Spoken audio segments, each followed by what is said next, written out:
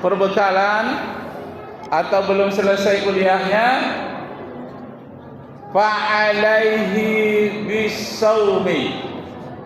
Pemuda yang belum sanggup untuk berumah tangga hendaklah banyak berpuasa. Fa innahu wijaun. Dengan berpuasa itu melepaskan daripada goda-godaan tekanan hawa nafsu.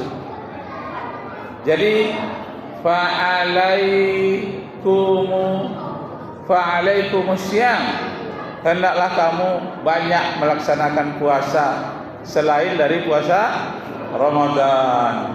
Mungkin nanti ditambah dengan puasa 6 hari, ditambah lagi dengan puasa Senin Kamis.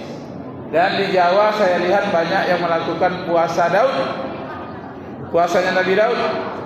Sehari puasa, sehari tidak, sehari puasa, sehari break. Itu pemuda yang taat, yang memelihara dirinya dari godaan untuk melakukan perbuatan maksiat. Bapak Ibu kaum muslimin yang berbahagia, kemudian kalau kita lihat sejarah dahulu tentang pemuda, ada seorang pemuda dengan temannya terkurung di dalam gua. Pemuda yang terkurung di dalam gua ini, karena dia berteduh hari hujan, pintu gua tertutup oleh batu besar. Teman-temannya masing-masing berdoa dan menangis. Ya Allah, kami terkurung di dalam gua ini, pastilah kami mati. Karena batu yang menutup pintu gua terlalu besar. Sama-sama kami mendorongnya 3 orang, tidak bisa, tidak bergerak sedikit pun. Nah, lalu ketiga-tiganya rupanya mempunyai prestasi. Yang satu prestasi dalam bidang ekonomi. Anak buahnya dah lama tidak ngambil gaji, gajinya diberi sama dia. Setelah bertahun-tahun banyak dapat karena dibelikannya ke kambing. Kambingnya dijual, diberikan semuanya kepada anak buahnya yang menghilang itu. Nah, pemuda yang ketiga ini, dia pernah jatuh hati kepada seorang pemudi. Jelas itu? Kalau pemuda jatuh hatinya kepada siapa? Kalau pemuda jatuh hatinya kepada siapa? Itu baru benar.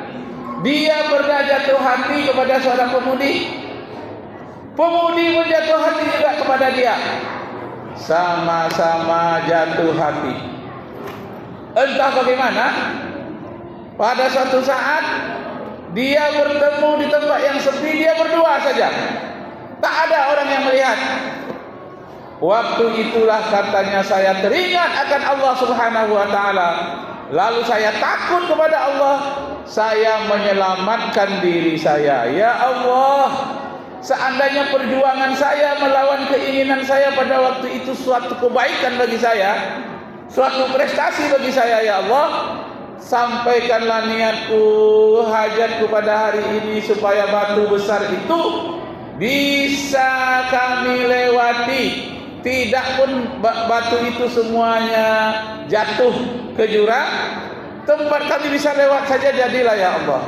Maka dia katakan, hei teman-teman, tadi aku sudah berdoa kepada Allah, mari sama-sama kita dorong batu itu sambil berdoa kepada Allah. Sama-samalah dia mendorong batu itu, dan akhirnya batu itu terdorong agak besar, dan bisalah mereka tiga-tiganya lewat. Kenapa?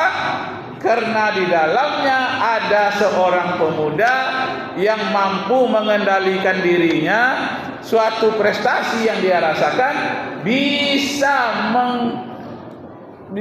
dia menghindar dari pergaulan bebas, padahal orang tidak ada. Kekasihnya menginginkan dengan dia pun suka dengan kekasihnya itu. Akan tetapi dia teringat Allah Subhanahu wa taala punya CCTV. yang lebih hebat daripada CCTV manusia. Allah melihat semua yang kita buat. Akhirnya itu ya Allah, seandainya itu yang amal baik bagiku, prestasi bagiku, bisa aku mengendalikan diriku, aku termasuk orang-orang yang bertakwa, selamatkanlah aku dengan teman-temanku ya Allah. Mereka dorong bersama, ternyata batu itu meminggir dan bisalah mereka lewat. Begitulah rupanya amal perjuangan yang baik yang lillahi ta'ala diperlihatkan oleh Allah balasannya di dunia ini juga. Nah, karena itu hei pemuda-pemuda, pemudi-pemudi, peliharalah diri, punyalah sifat ihsan di dalam diri kita. Bagaimana sifat ihsan itu? Kalau kita beribadah ka'annaka tarahu, seakan-akan kita melihat Allah. Wa illam takun tarahu fa innahu yaraka. Seandainya kamu merasa tidak bisa melihat Allah, yakinlah bahwa Allah melihat kita. Allah memantau kita dimanapun kita berada.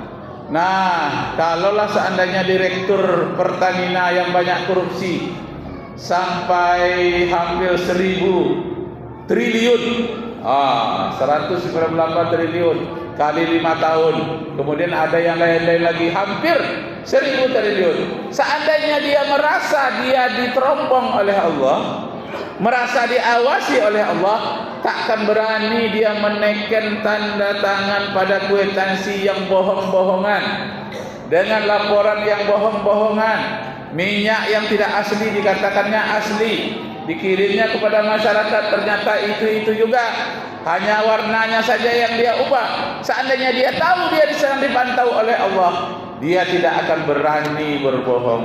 Masa Tuhan pun ditipunya, jangankan manusia, Tuhan pun ditipunya. Masya Allah. Jadi Bapak Ibu serta saudara-saudara sekalian, kesimpulannya ialah semenjak dari muda lah, pemuda, pemudi, dari remaja, mulai kita merasa dilihat oleh Allah, kita merasa diawasi oleh Allah, sehingga kita selamat dunia dan akhirat. Orang yang merasa dipantau oleh Allah itu disebut orang yang bertakwa.